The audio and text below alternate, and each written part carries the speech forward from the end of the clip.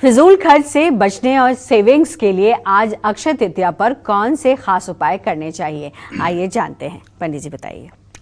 आमदनी और खर्च में बैलेंस बना रहे, इसके लिए माँ लक्ष्मी की आज अक्षय तृतीया पर अपने हाथों से धन गिराती हुई महालक्ष्मी की प्रतिमा स्थापित करके इत्र अर्पित करें। आप चाहते हैं आपकी कुछ बचत हो और खर्चों पर रोक लगे, फिजूल खर्ची बिल्कुल ना हो, इसके लिए आज अक्षय तृतीया पर अनाज की ढेरी पर बैठी माँ लक्ष्मी की प्रतिमा को स्थापित करके माँ लक्ष्मी को चांदी का सिक्का अर्पित करें। पूजा के बाद चांदी का सिक्का अपने तिजोरी में रख लें। देखिए, धन व्यय 4 स्थानों पर होता है।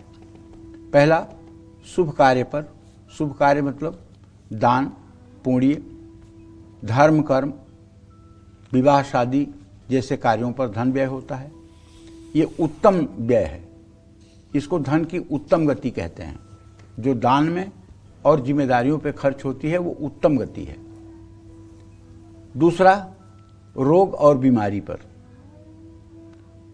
ये धन की मध्यम गति है। और तीसरा, ब्याज में और मुकदमे पर पैसा खर्च हो, ये धन की अधम गति है।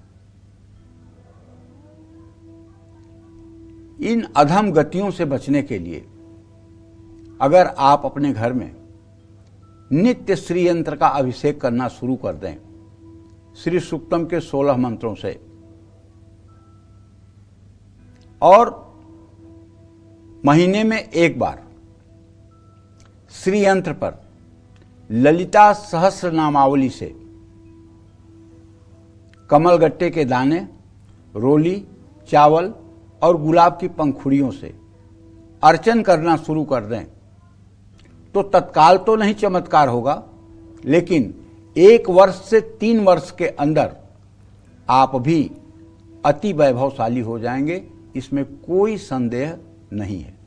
लेकिन आप 1 हफ्ते करके और फोन करिए कि पंडित जी कुछ नहीं हुआ, तो भाई ये बात उचित नहीं है। समय लगेगा, क्योंकि ना जाने आपका प्रारब्ध कितना पीछे से दूषित है। बुखार के रोग में किसी को एक क्रोसिन की गोली फायदा कर जाती है और किसी को हॉस्पिटलाइज होना पड़ता है और हफ्ते हफ्ते भर इलाज चलता है। बुखार दोनों का एक जैसा है, लेकिन अलग अलग उपाय, अलग अलग विधि, अलग अलग उपचार है। तो अब आपका पूर्व जन्म का प्रारब्ध कैसा है? अगर पूर्व जन्म का प्रारब्ध अच्छा है, हल्का फुल्का खराब है, तो आप ये पूजा महीने 2 महीने करेंगे तभी आपका भाग्योदय हो जाएगा। लेकिन यदि पूर्व जन्म में बहुत बड़ी पाप की गठरी है तो उसको जलने में 3 साल का समय लगेगा। धैर्य के साथ 3 साल तक ये उपाय करेंगे तो चाहे जितनी बड़ी पाप की गठरी होगी वो जलेगी और आपके शुभ का उदय होगा और आपका कल्याण होगा। देखिए, मैं एक बात अपने दर्शकों से कहना चाहता हूं बार बार हाथ जोड़कर, अगर आग है नहीं तो धुआं निकलेगा कहां से? थोड़ी सी भी तो आग होगी तभी धुआं निकलेगा। अगर हमारे अंदर नास्तिकता न हो तो नास्तिकता प्रकट कहां से होगी? अगर नास्तिकता मेरे अंदर हो ही ना तो नास्तिकता प्रकट कहां से होगी? ये नास्तिकता क्या है? किसी का पुत्र मर गया, किसी का पति मर गया, किसी का भाई मर गया, किसी की नौकरी छूट गई, किसी को गंभीर बीमारी हो गई, तो देवी देवताओं की फोटो इकट्ठा करके ले गए, फेंक के चले आए। अरे पूजा पाठ से कुछ नहीं होता है, भगवान सब बेकार की चीजें हैं, ये सब फालतू चीजें हैं।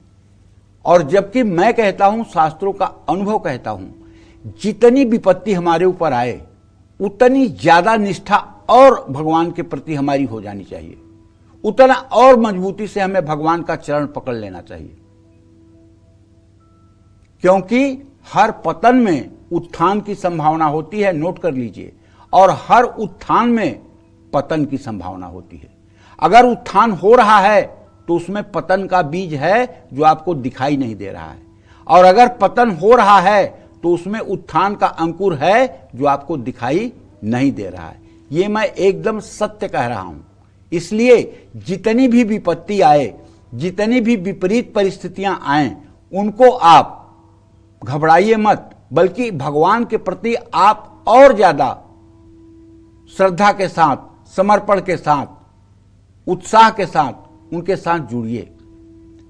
भगवान कृष्ण अभिमन्यु के सगे मामा थे, सुभद्रा उनकी सगी बहन थी और सुभद्रा से अभिमन्यु का जन्म हुआ था और भगवान श्री कृष्ण की पृथ्वी पर उपस्थिति थी, तब अभिमन्यु कम उम्र में मारा गया। अर्जुन उनके प्रिय सखा थे, भगवान ने तो नहीं रोका। तो क्या सुभद्रा और अर्जुन ने भगवान कृष्ण के ऊपर विश्वास करना छोड़ दिया? क्या उन्होंने कृष्ण भगवान की बातों को मानना बंद कर दिया?